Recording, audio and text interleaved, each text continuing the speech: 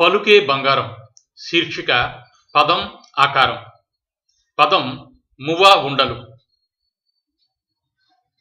మువ్వా ఉండలు ఆకారం ఇలా ఉంటాయి.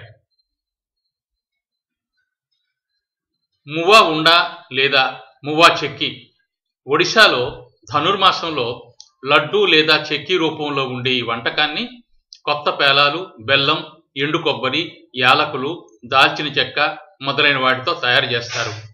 ఒడియాలో ధనుమువ్వా అని, ఉత్తరాంధ్ర మాండలికంలో మువ్వా ఉండ, మువ్వా చెక్కి లేదా పేలాల లడ్డు అని అంటారు.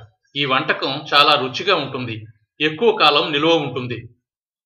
గట్టిగా రాయిలా ఉండే ఈ వంటకాన్ని ముక్కలు చేయడానికి చాలా సందర్భాల్లో సుత్తి, కత్తి లాంటి పరికరాలు వాడాల్సి వస్తుంది.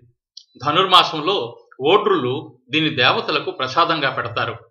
ప్రత్యేకంగా తయారు చేసి బజారులో అమ్ముతారు. బరంపురం పట్టణం ఈ వంటకానికి ప్రసిద్ధి.